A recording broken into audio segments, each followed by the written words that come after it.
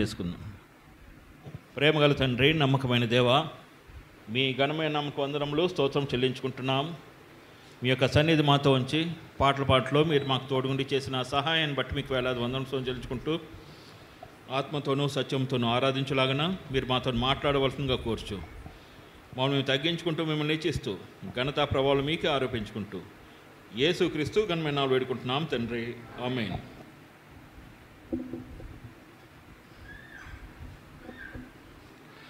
దేవుని యొక్క కృపను బట్టి, దేవుడు మీ మధ్యకి మరొకసారి తీసుకొచ్చిన విధానాన్ని బట్టి దేవునికి ఎంతో వందనస్తునిగా ఉంటున్నాం.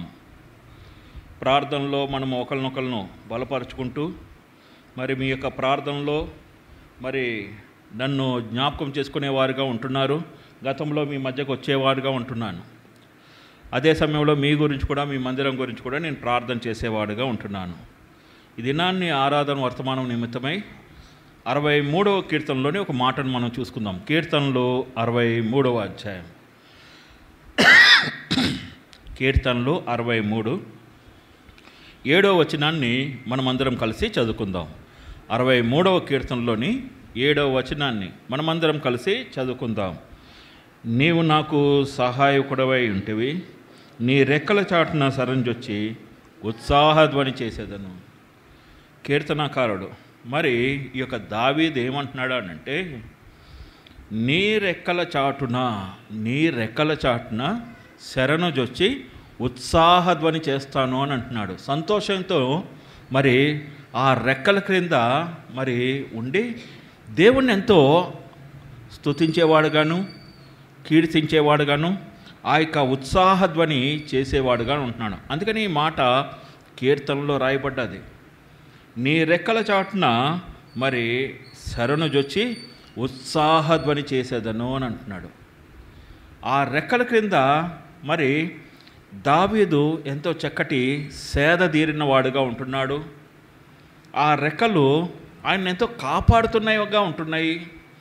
ఆ రెక్కల క్రింద ఈ యొక్క మరి లోకంలో ఏ ప్రదేశంలో ఉన్నప్పటికీ ఆ రెక్కల కిందకు వచ్చేసరికి ఆయనలో సంతోషము అనేది ఎక్కువ అవుతుంది, ఆనందము అనేది ఎక్కువ అవుతుంది. అంటే ఉత్సాహధ్వని చేస్తున్నవాడుగా ఉంటున్నాడు. నిజమే, ఆ రెక్కల కింద ఉన్న మనం కూడా ఉత్సాహధ్వని, సంతోషము, ఆయన కీర్తించేవారుగా ఉండాలి. ఇంతకీ ఈ రెక్కల క్రింద ఏమున్నది? మరి దావీదు అంతగా రెక్కల క్రింద వచ్చిన తర్వాత, ఆ రెక్కల కింద చేరిన తర్వాత ఉత్సాహధ్వని చేస్తున్నా అంటే సంతోషం ఎక్కువైందంటే కారణం ఏమై ఉంటుంది? ఏ కారణాన్ని బట్టి ఆయన ఆ రెక్కల కింద మరి ఉత్సాహధ్వని చేస్తున్నాడు అనేది చూస్తే, మొట్టమొదటిగా రూతు గ్రంథము 2వ అధ్యాయము 12వ వచనం చూడండి దయచేసి. తీసిన వారు చదవండి. రూతు గ్రంథము 2:12. యెహోవా నీవు చేసిన దానికి ప్రతిఫలమిచ్చును, ఇశ్రాయేలీల దేవుడైన యెహోవా రెక్కల క్రింద సురక్షితంగా ఉండునట్లు నీవు వచ్చితివి. ఇశ్రాయేలీల దేవుడైన యెహోవా రెక్కల క్రింద అంట సురక్షితము. మొట్టమొదటిగా రెక్కల కింద దాగి ఉన్న మేలు ఏంటి అంటే సురక్షితమైన స్థానము. ఆ రెక్కల కింద చేరిన ఆ దావీదు, నేను సురక్షితంగా ఉన్నాను, ఇప్పుడు నాకు ఏ భయము లేదు, ఎటువంటి దుఃఖము లేదు, నేను ఆనందంగా ఉంటున్నాను. అందుకనే సంతోషంగా ఉత్సాహధ్వని చేస్తున్నాడు. శత్రు భయం లేదు ఆయనకి. మరి అనేకులు ఆయన నిందించేవారు ఉంటారు, వారి భయం లేకుండా దేవుని రెక్కల క్రిందకు వచ్చేసాడు ఆయన. అబ్బా, ఈ ప్రదేశము ఎంతో సురక్షితమైనది దావీదు గుర్తించగలిగాడు అది. అందుకని ఉత్సాహధ్వని చేస్తున్నాడు. నిజమే, ఈ దినాన్ని దేవుని రెక్కల క్రింద మనం ఉన్నాము. దేవుని రెక్కల క్రింద మనం దాగి ఉన్నాము. ఆయన రెక్కల కింద ఉన్నప్పుడు మనకు కూడా సంతోషం అనేది ఉంటుంది. ఎందుకంటే అనేకమైన భయాలు ఉంటాయి, ఆందోళనలు ఉంటాయి, ఎన్నో దుఃఖకరమైన పరిస్థితులు ఉంటాయి. ఏ పరిస్థితి వచ్చినప్పటికీ ఆయన రెక్కల కింద ఉంటే మనం సురక్షితము. అంటే యేసు క్రీస్తు ప్రభు మన రక్షకుడు ఉన్నాడు, ఆయనలో మనం ఉంటున్నాం కాబట్టి ఇంకా మనకి భయం అనేది లేదు. ఆయన మనలో సంచరిస్తున్నాడు, మనతో పాటు ఉన్నాడు. అందుకని ఏ పరిస్థితి వచ్చినప్పటికీ, ఎటువంటి బాధ వచ్చినప్పటికీ మనం భయపడవలసిన పని లేదు. ఇక్కడ రూతు మోయాబీయురాలు, మోయాబు దేశం నుంచి వచ్చింది ఆమె. మోయాబు దేశం నుంచి వచ్చిన ఆమె ఇప్పుడు బెత్లెహేంలోకి అడుగుపెట్టిన తర్వాత బోయజ్ అంటున్నాడు, నువ్వు యెహోవా రెక్కల కింద సురక్షితంగా ఉండున్నట్లు వచ్చితివి అని అంటున్నాడు. మోయాబు శాపగ్రస్తమైన ప్రదేశము. మోయాబుయులు 10వ తరం కూడా దేవుని ఆలయంలో ప్రవేశించడానికి వీల్లేదు. అటువంటి రూతు బెత్లెహేంలోకి వచ్చి దేవుని రెక్కల క్రిందకు వచ్చింది. అంటే ఎంత గొప్ప ధన్యత ఇచ్చాడంటే, మత్తయి సువార్త 1వ అధ్యాయం 5వ వచనంలో ఒక మాట రాయబడ్డా చూడండి. మత్తయి సువార్త 1వ అధ్యాయం 5వ వచనంలో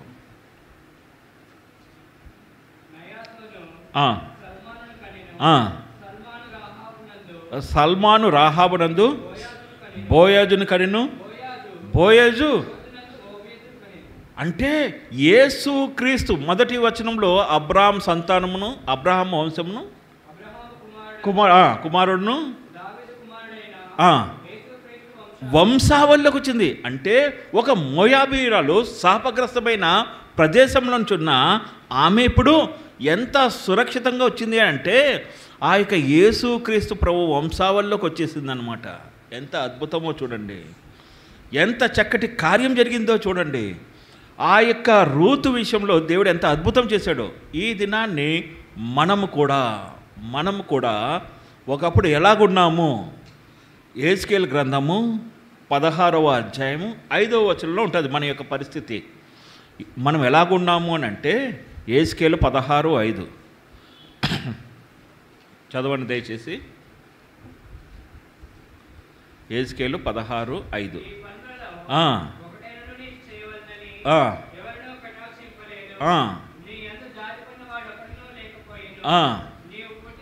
నీవు పుట్టిన నాడే బయట నేలను పారవేయబడి చూడడానికి అసహ్యంగా ఉన్నామంట. మనము ఎలాగున్నామంటండి, పుట్టిన నాడే బయట నేలను, గమనించండి, బయట నేలను పారవేయబడి చూడడానికే అసహ్యంగా ఉన్నామంట. సామాన్యంగా మన యొక్క పరిస్థితి ఇది. ఇప్పుడు మనం పుట్టినప్పుడు అసహ్యంగా ఉన్నాము. ఈ అసహ్యులు ఎక్కడికి వెళ్తారో ప్రకటన గ్రంథము 21:8 ఉంది. ఈ అసహ్యులు ఎక్కడికి వెళ్తారో అనేది ప్రకటన గ్రంథము 21:8.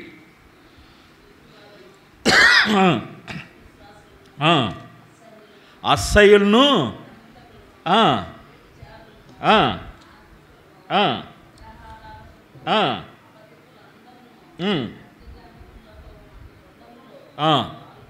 అసహ్యులు ఎక్కడికి వెళ్తారంటండి, అగ్ని గంధకం మండు గుండములో పాల్పదు. ఇది 2వ మరణము. అంటే నరకానికి పాత్రుడు అంట మనము. శాపగ్రస్తమైన ఆ యొక్క మోయాబు నుంచి వచ్చిన రూతు దేవుని రెక్కల క్రింద సురక్షితంగా ఉన్నది. మనము పుట్టినప్పుడు బయట నేలను పారవేయబడి అసహ్యంగా ఉన్న మనము నరకానికి పాత్రలుగా ఉన్నాం. ఈ నరకంలో నుంచి మనల్ని తప్పించడానికి మనం పుట్టినప్పుడు ఎక్కడున్నామండి, బయట నేల మీద ఉన్నాం. బయట నేల మీద పారవేయబడి అసహ్యంగా ఉన్నాం. ఈ అసహ్యుడు ఆ యొక్క నరకానికి వెళ్తాడు. ఆ నేల మీద ఉన్న నిన్ను నన్ను చూసి యేసుక్రీస్తు ప్రభు ఈ లోకానికి వచ్చి లూకా సువార్త 22వ అధ్యాయంలో 44వ వచనంలో ఒక చక్కటి ప్రార్థన చేశాడు. లూకా సువార్త 22:44.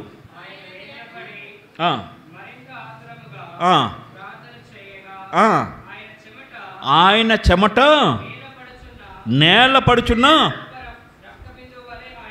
ఆయన చెమట అంట నేల పడుచున్న గొప్ప రక్త బిందువు అయిపోయిందంట. ఎందుకు అంటే నేల మీద ఉన్నాం మనము, అసహ్యంగా ఉన్నాం మనము. అందుకని ఆయన యొక్క చెమట గొప్ప రక్త బిందువు వలె నేల మీద పడేను. నేల మీద ఉన్న నిన్ను నన్ను చూశాడు ఆయన.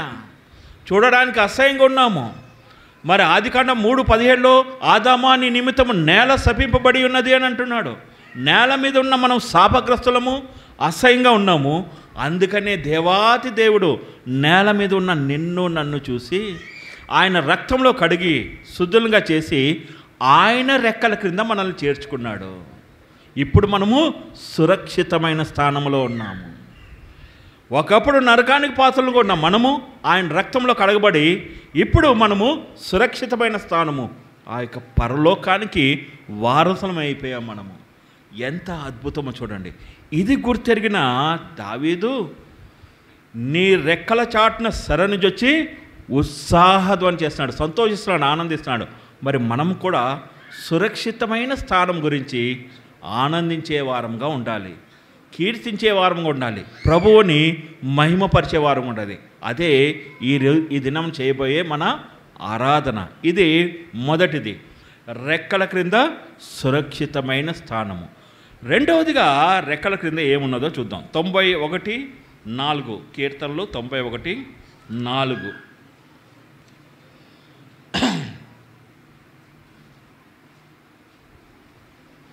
91:4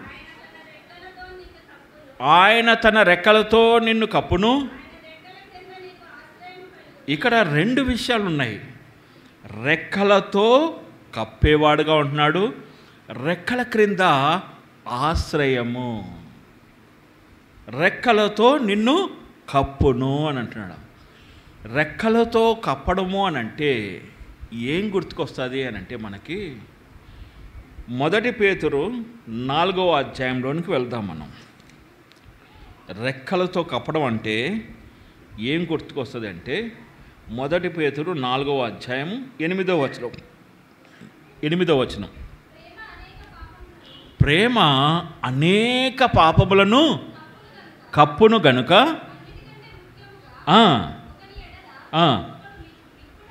మిక్కుటమైన ప్రేమ గలవారై ఉండుడి. ప్రేమ అనేక పాపములను కప్పును.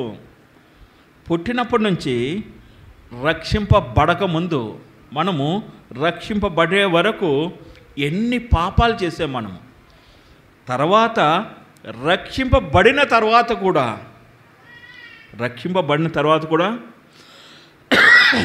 మనము అనేకమైన తప్పుదలు చేసేవారంగా ఉంటున్నాం. దేవుడు మనల్ని శాశ్వతమైన ప్రేమతో ప్రేమిస్తున్నాడు. 31:3 శాశ్వతమైన ప్రేమతో మనల్ని ప్రేమిస్తున్నాడు కనుక మన పట్ల ఆయన కృపను చూపెట్టేవాడుగా ఉంటున్నాడు. అందుకనే ఆ ప్రేమను బట్టి ఆయన సూచించాలి. ఈ ప్రేమ ఏం చేస్తుంది అంటే అనేకమైన పాపాలని కప్పేదిగా ఉంటుంది. ఆయన రెక్కలతో నిన్ను కప్పును అని అంటే మన పాపాలన్నిటినీ కప్పేవాడుగా ఉంటున్నాడు. అంటే ఒక్కసారి చూడండి ఆయన ప్రేమ ఎంత గొప్ప ప్రేమో. నీవు నేను అనేక మార్లు గత ప్రభువు బల నుంచి ఈ క్షణం వరకు ఎన్ని మార్లు మనం తప్పిపోయిన వారంగా ఉంటున్నాం. అయినప్పటికీ దేవుడు మనల్ని ప్రేమిస్తున్నాడు, క్షమిస్తున్నాడు. మన పాపాలన్నింటినీ ఎక్కడ వేస్తున్నాడండి? సముద్రపు అగాధంలో వేస్తున్నాడు. సముద్రపు అగాధంలో వేసిన తర్వాత ఏం చేస్తున్నాడండి? ఆ పాపాల గురించి సముద్రాన్ని ఏం చేస్తున్నాడు? ప్రకటన 21:2 మన పాపాలన్నింటినీ సముద్రపు అగాధంలో వేసిన తర్వాత 21:2 ప్రకటన మొదటి వచనం నుంచి చదవండి.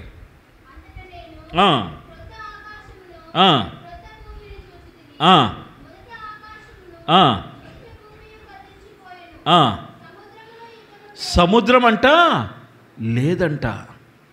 మన పాపాలని సముద్రపు అగాధంలో వేసి సముద్రాన్ని మూసేస్తున్నాడు. ఇంకా సమస్త మన పాపాలన్నింటినీ ఇంకా సముద్రపు అగాధంలో వేసి సముద్రాన్నే మూసివేస్తే ఇక మన పాపాలు ఎక్కడుంటాయి? ఎక్కడ ఉండవు. అంటే ఆయన రెక్కలతో మనల్ని కప్పడం అంటే దాని వెనుక ఎంత ప్రేమ ఉందో చూడండి. దాని వెనుక ప్రేమ ఉన్నది. అందుకని ఆయన రెక్కలతో నిన్ను కప్పునంటే ఆయన యొక్క ప్రేమను సూచిస్తుందన్నమాట. ఎంతగా ప్రేమించాడు అంటే అసహ్యంగా ఉన్న నిన్ను నన్ను ఆయన రక్తంలో కడిగాడు. ఒక ఉదాహరణ చూద్దాం. మత్తయి సువార్త 8లో ఉంటుంది. మొదటి 4 వచనాలు నేను చెప్పేస్తాను చూడండి. యేసుక్రీస్తు ప్రభు ఆ యొక్క కొండ దిగి వస్తూ ఉన్నాడు. మొదటి వచనంలో కొండ దిగి వస్తున్నప్పుడు బహుజన సమూహము ఆయన్ని వెంబడిస్తూ ఉంది. అప్పుడు ఆయన కుష్ఠరోగి వచ్చి ఆయన చూచి, ప్రభువా నీకు ఇష్టమైతే నన్ను శుద్ధినిగా చెయ్యము అన్నప్పుడు ఏం చేశాడండి ప్రభు? ఏం చేశాడు? 3వ వచనం చదవండి ఇప్పుడు. అందుకు ఆయన చేయి చాపి, అది ప్రేమ అంటే అదే. చేయి చాచి వాణ్ణి ముట్టి, కుష్ఠరోగిని ముట్టుకున్నాడు. ఆ దినాల్లో ధర్మశాస్త్ర కాలం అది. ధర్మశాస్త్రం ఏం చెప్తుందంటే కుష్ఠరోగి పాలెం వెలుపల ఉండాలి, అతని దగ్గరికి ఎవరో వెళ్ళడానికి వీల్లేదు. బహుజన సమూహం వెంబడిస్తుంటే యేసుక్రీస్తు ప్రభు ఆ కుష్ఠరోగిని పట్టుకున్నాడు. అంటే ప్రేమ ముందు ధర్మశాస్త్రం ఏమీ చేయలేకపోయింది. ప్రేమ ముందు ధర్మశాస్త్రం ఏమీ చేయలేకపోయింది. ప్రేమ ఎంత గొప్పదో చూడండి. ఆ కుష్ఠరోగిని పట్టుకున్నవాడుగా ఉంటున్నాడు. ఎంత అద్భుతమో చూడండి ప్రేమ. వాని పాపాలన్నింటినీ క్షమించిన వాడుగా ఉంటున్నాడు. సముద్రపు అగాధంలో వేసినాడు. మనము కూడా పాపం అనే కుష్ఠంలో ఉన్నప్పుడు కేవలం మన మీద ప్రేమనే చూపెట్టాడు. అంటే ఆయన రెక్కల క్రింద రెండవదిగా ఏముంది అంటే ప్రేమ అనేది దాగి ఉంది. ఆయన యొక్క ప్రేమను మనం పొందుకున్నాం కాబట్టే ఈ దినాన్ని మనం క్షమించబడ్డాం. తండ్రి వీరు ఏమి చేయుచున్నారో వీరు ఎరగరు కనుక వీరిని క్షమించుము. ఎంత చక్కటి ప్రేమ చూడండి. ఆయనకి వ్యతిరేకంగా ఉన్న వారి పట్ల ఆయన ప్రేమతో పలుకుతున్నాడు, ప్రార్థన చేస్తున్నాడు. అటువంటి ప్రేమను మన పట్ల చూపెట్టాడు. మొట్టమొదటిగా ఆయన రెక్కల కింద ఏముందండి? సురక్షితమైన స్థానం. రెండవదిగా ఆయన రెక్కల కింద ప్రేమ దాగి ఉంది. మూడవదిగా ఆయన రెక్కల కింద ఏమున్నదండి? 91:4 ఇందాక చదువుకున్నాం కదా కీర్తనలు. ఆయన రెక్కల కింద ఆశ్రయం అంట. ఈ ఆశ్రయము అనేది ఎలా ఉంటుందో చూద్దాం. ఇర్మియా గ్రంథము 17వ అధ్యాయం. ఇర్మియా గ్రంథము 17వ అధ్యాయం 8వ వచనం, 7వ వచనం, 17:7. యెహోవాను నమ్ముకున్నవాడు ధన్యుడు, యెహోవా వానికి ఆశ్రయము. ఆయన రెక్కల కింద ఆశ్రయం అంటే దేవుడే మనకి ఆశ్రయంగా ఉంటాడు. ఇప్పుడు 8వ వచనంలో దాని యొక్క జవాబు ఉంటుంది చూడండి.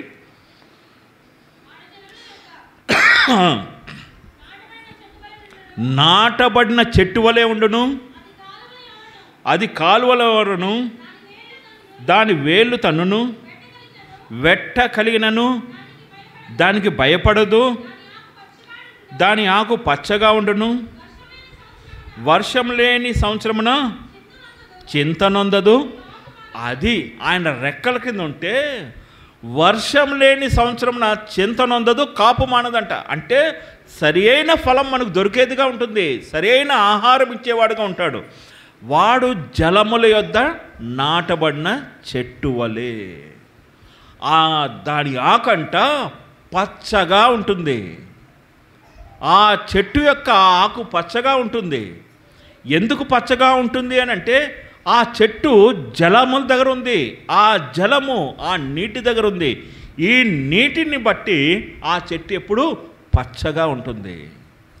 అంటే ఆయన రెక్కల క్రింద పచ్చదనం అనేది ఉంటుంది. మనకు ఎలాగా వర్తిస్తుంది ఆ మాట అంటే, ఈ నీటిని మనం చూసుకుంటే ఎఫ్ఎస్సి 5:27 ఏం చెప్తుంది అంటే వాక్యమును ఉదక స్నానము. ఈ నీరు వాక్యాన్ని సూచిస్తుంది. ఈ వాక్యం ఎవరు అని అంటే యోహాను 1:1 ఆదియందు వాక్యముండును, వాక్యము దేవుని యొద్ద నుండును, వాక్యము దేవుడై ఉండును. అంటే ఆ నీరు దేవుని సూచిస్తుందంటే ఎవరు ఆ దేవుడు అంటే అదే యోహాను 1:14 ఆ వాక్యము శరీరధారి అయి కృపా సత్య సంపూర్ణంగా మన మధ్య నివసించిన యేసుక్రీస్తు ప్రభువుని సూచిస్తుంది. ఆయన దగ్గరకు వస్తే ఆయన మనకు ఆశ్రయంగా ఉన్నప్పుడు ఎటువంటి బాధలు వచ్చినా, ఎటువంటి వేదనలు వచ్చినా, ఎన్ని చింతలు వచ్చినా మనం పచ్చగా ఉండేవారంగా ఉంటాం. అందుకని వాక్యాన్ని దినదినము మనం భుజించాలి. వాక్యాన్ని దినదినము భుజించాలి అంటే వాక్యాన్ని దినదినము చదువుతూ ఉంటే మనుషుడు రొట్టె వలన కాదు కానీ దేవుని నోటి నుంచి వచ్చి ప్రతి మాట వలన జీవించేవాడుగా ఉంటాడు. ఇది ఆశ్రయము. మూడవదిగా ఆయన రెక్కలు ఏమిస్తాయండి? మనకి ఆశ్రయంగా ఉంటున్నాయి. 3 విషయాలను చూసాము. ఏంటి? కీర్తనాకారుడు రెక్కల క్రిందకి వచ్చి ఉత్సాహధ్వని చేయడానికి గల 3 కారణాలు చూసాం. మొట్టమొదటిగా అది సురక్షితమైన స్థానం. రెండవదిగా ఆయన దగ్గర ప్రేమ దాగి ఉంది. మూడవదిగా ఆశ్రయము. నాలుగవదిగా చివరిగా చూద్దాం. మలాకీ గ్రంథము 4వ అధ్యాయం 2వ వచనం. మలాకీ గ్రంథము 4:2.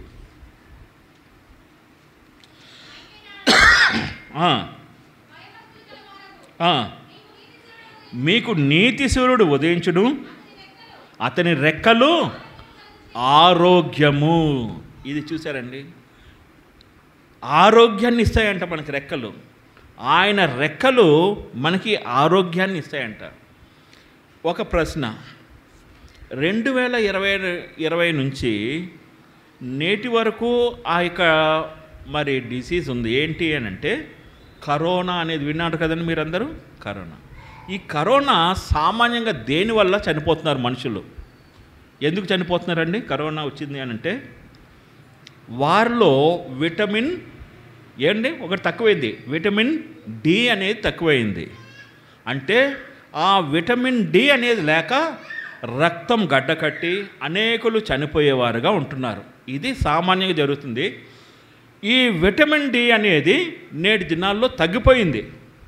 విటమిన్ డి అనేది చాలామందికి తగ్గిపోయింది. ఎందుకు అని అంటే చాలామంది ఆ రోజుల్లో ఏసీలు లేవు, కూలర్లు లేవు, ఆఫీసులో పనిచేసిన వాళ్ళకి ఏసీలు లేవు ఆ రోజుల్లో. ఇప్పుడు అందరూ ఏసీల్లోనే ఉంటున్నారు. ఏసీ కారులోనే వెళ్తున్నారు. మరి ఇళ్లల్లో ఏసీలన్నీ ఉంటున్నాయి. ఈ ఉండడం వల్ల సూర్యరశ్మి అనేది తగలకుండా ఉంటే మనుషుల్లో విటమిన్ డి అనేది తగ్గిపోతుంది. అందుకని ఆ రోజుల్లో విటమిన్ డి గురించి ఎవరూ ఆలోచించలేదు. ఎండలో కష్టపడి పనిచేసేవారు కాబట్టి వారికి ఏం లేదు. ఆ విటమిన్ డి లేక అనేకుల్లో అనేకమైన బలహీనతలు వస్తున్నాయి. అందుకని ఇప్పుడు డాక్టర్స్ ఏమంటున్నారంటే విటమిన్ డి టెస్ట్ చేయించండి, విటమిన్ డి టెస్ట్ చేయించండి అని అంటూ ఉన్నారనమాట. ఆ విటమిన్ డి టెస్ట్ చేశాక దాన్ని బట్టి మెడిసిన్ అనేది ఇవ్వడం జరుగుతుంది. ఇక్కడ మరి విటమిన్ డి రావాలంటే డాక్టర్స్ మెడిసిన్ తీసుకుంటారు. ఇంకో కారణం చెప్తారు. ఏం చెప్తారండి? పొద్దున్నే వెళ్ళి ఆ యొక్క ఎండలో నించోమంటారు. అంటారా లేదండి? విటమిన్ డి రావాలంటే ఎండలోనే. ఇక్కడ 4వ అధ్యాయం మలాకీ 2వ వచనం ప్రారంభంలో ఏముందండి? మలాకీ 4:2లో ఎవరు ఉదయిస్తారంట? నీతి సూర్యుడు. ఈ లోకంలో ఉన్న సూర్యుడు కాదు, అసలైన నీతి సూర్యుడు. ఆ సూర్యుడు మనకు ఆరోగ్యం ఇస్తాడు. ఏం ఆరోగ్యం అండి? ఆయన రక్తంలో కడగబడి మనము ఆత్మీయ ఆరోగ్యము పొందేవారంగా ఉంటాం. అంటే నిత్యము జీవించడానికి, పరలోకంలో ఉండడానికి ఆ యొక్క రక్తంలో కడగబడిన మనము ఆత్మీయ ఆరోగ్యం పొంది ఆయనతో సహవాసం చేసేవారంగా ఉంటాం. అందుకే దేవుడు నిన్ను నన్ను ఏర్పరచుకున్న వాడుగా ఉంటున్నాడు. అందుకనే ఆయన రెక్కల కింద చేర్చుకున్న వాడుగా ఉంటున్నాడు. ఈ లోకము తాత్కాలికమే. ఈ లోకము తాత్కాలికమే. ఒక దినాన్ని ఆయనతో ఉండడానికి దేవుడు మనల్ని సిద్ధపరుస్తున్నాడు. కాబట్టి ఆయన రెక్కల క్రిందకు వద్దాం. ఆయన రెక్కలు ఏం చేస్తాయంటే 4వదిగా ఆత్మీయ ఆరోగ్యాన్ని ఇస్తున్నదిగా ఉంటుంది. ఆత్మీయ ఆరోగ్యాన్ని ఇస్తుందిగా ఉంటుంది. కాబట్టి మనము అటువంటి ఆరోగ్యం పొందుకొని, ఆత్మీయ ఆరోగ్యం పొందుకొని ఒక దినాన్ని ప్రభువుతో ఉండడానికి ఆయన సామాన్య మానవుడిగా దిగొచ్చి ఆయన రక్తంలో మన ప్రతి పాపం కడిగి శుద్ధినిగా చేసి ఇప్పుడు మనము పరలోకంలో ఉంటామన్న నిరీక్షణ మనకు కలగజేశాడు. ఆయన రెక్కల కింద చేసుకున్నాడు. దావీదు ఇదే పొందుకున్నాడు. ఆయన రెక్కల కింద నాకు ఆరోగ్యం ఉంటుంది కాబట్టి ఆ ఆత్మీయ ఆరోగ్యం పొందుకున్న నేను ఒక దినాన్ని ప్రభుతో ఉంటానన్న నిరీక్షణ కలిగిన వాడై ఆయన రెక్కల క్రించేది ఉత్సాహధ్వని చేస్తున్నాడు. మొట్టమొదటిగా ఆయన రెక్కల కింద ఉన్నది ఏంటి అని అంటే సురక్షితమైన స్థానము. రెండవదిగా ఆయన రెక్కల కింద ప్రేమ దాగి ఉంది. మూడవదిగా ఆయన రెక్కల కింద ఆశ్రయం. నాలుగవదిగా ఆయన రెక్కల కింద ఆరోగ్యము, ఆత్మీయ ఆరోగ్యము. ఇది ఆయన రెక్కల కింద వచ్చి దావీదు పొందుకున్నాడు. ఇది ఎక్కడ రాయబడ్డదండి? 63వ కీర్తన 7వ వచనం చదువుదాం. మనమందరం కలిసి చదువుకుందాం. కీర్తనలో 63:7. నీవు నాకు సహాయకుడివై ఉంటివి, నీ రెక్కల చాటును సరించొచ్చి ఉత్సాహధ్వని చేసేదను.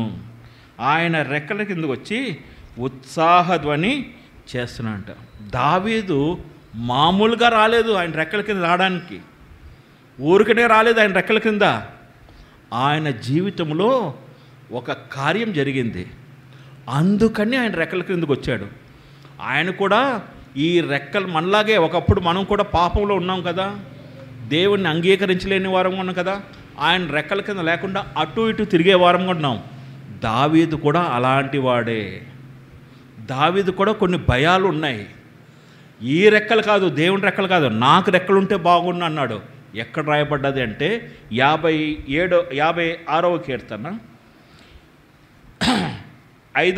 4వ వచనం నుంచి చదవండి. 55 4వ వచనం. కీర్తనలు 55 4వ వచనం. 55 4. నా గుండె నాలో వేదన పడుచున్నది, మరణ భయం నాలో పుట్టుచున్నది, దిగులును వణుకును నాకు కలుగుచున్నది, మహాభయము నన్ను ముంచివేసును. ఆహా, గువ్వ వలె నాకు రెక్కలున్నాయల్లా ఎగిరిపోయి నెమ్మదిగా ఉందినే అని అనుకున్నాడంట. ఎవరండి? పైన రాయబడ్డది ఎవరు? దావీదే. 55 కీర్తనలో మొదటి భాగంలో దావీదే అనుకున్నాడు, ఈ మరణ భయాలు ఉన్నాయి, నాకు దుఃఖాలు ఉన్నాయి, అనేకమైన వేదనలు ఉన్నాయి, నాకే కానీ రెక్కలుంటే నేను ఎక్కడికో వెళ్ళిపోయి సురక్షితంగా ఉండి నెమ్మదిగా ఉంటాను అని అనుకున్నాడంట. ఎక్కడ? 55వ అధ్యాయంలో అనుకుంటే 63వ వచ్చేసరికి ఆయన రెక్కలే సురక్షితమైన స్థానము అని అనుకున్నాడు. మనకు కూడా ఉంటుందా లేదా చెప్పండి? ఎప్పుడున్నదండి? అప్పుడు 2020లో కరోనా వచ్చింది. కరోనా వచ్చినప్పుడు బయటికి వెళ్తే కరోనా వస్తుందని భయము, ఇంట్లోనే ఉండాలి, లాక్డౌన్ కదా. అప్పుడు బయటికి వెళ్తే ఎంతో సురక్షితంగా ఉండాలి, మాస్కులు అన్నీ పెట్టుకొని వెళ్తూ ఉండేవాళ్ళం. చాలా ఎవడైనా బయట ఎక్కడైనా దగ్గాడంటే మనం ఇక్కడ సెట్ అయిపోయేవాళ్ళం. ఇలాంటి పరిస్థితుల్లో ఈ గొడవలు మనకు బాధలు ఎందుకు అని చెప్పి రెక్కలుంటే ఎక్కడికో ఎగిరిపోయి మనుషులు లేని ప్రదేశానికి బాగుంటాము అని అనుకున్నామా లేదా చెప్పండి? అనుకున్నామా లేదా? అలాగ నేను కూడా అనుకున్నాను. కానీ మనకి రెక్కలుండి ఎక్కడికి వెళ్ళిపోతే కాదు, సురక్షితం కాదు, దేవుని రెక్కల క్రింద. అందుకని కీర్తన 63 వచ్చేసరికి సంతోషం ఎక్కువైపోయింది, ఆయనకి ఆనందం ఎక్కువైపోయి నీ రెక్కల క్రింద చేరి, ఆయన దేవుని రెక్కల క్రింద చేరి ఉత్సాహధ్వని చేస్తున్నాడు. ఎందుకంటే రెక్కల క్రింద సురక్షితమైన స్థానము, రెక్కల క్రింద ప్రేమ దాగి ఉంది, రెక్కల క్రింద ఆశ్రయము, రెక్కల క్రింద ఆరోగ్యం. అది దేవుడు మనకిచ్చాడు. కాబట్టి అందును బట్టి మన ప్రభువుని మన కొరకు సిలువలో మృతి చెంది ఆ యొక్క రక్తంలో మనం కడిగి పాతిపెట్టబడి తిరిగి 3వ దినాలు లేచిన ఆ ప్రభువుని మనం స్తుతించే వారంగా ఉందాము, ఆరాధించే వారం ఉందాం. ఎందుకంటే ఆయన రెక్కల కింద ఈ దినానికి కూడా మనం సురక్షితంగానే ఉన్నాం. ఈ దినానికి కూడా మనం సురక్షితంగా ఉన్నాం. అటువంటి ప్రభువుని మనము ఒక దినాన్ని కలుసుకోబోతున్నాం. అందు నిమిత్తము ఆయన రెక్కల కిందే ఉండి ఒక దినం ఆయన వచ్చినప్పుడు ఆయనతో పాటు ఆ రాజ్యంలో ఉండలాగున మనకిచ్చిన నిరీక్షను బట్టి మన ప్రభువుని ఆత్మతోనూ సత్యంతోనూ ఆరాధించే వారం ఉందాం. రండి ఆరాధనలోనికి ప్రవేశిద్దాం.